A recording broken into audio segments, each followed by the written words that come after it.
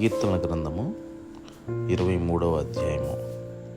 యెహోవా నా కాపరి, నాకు లేమి కలుగదు.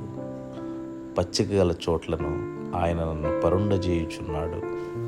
శాంతికరమైన జలముల యొద్ద నన్ను నడిపించుచున్నాడు. నా ప్రాణమునకు ఆయన సేద తీర్చుచున్నాడు.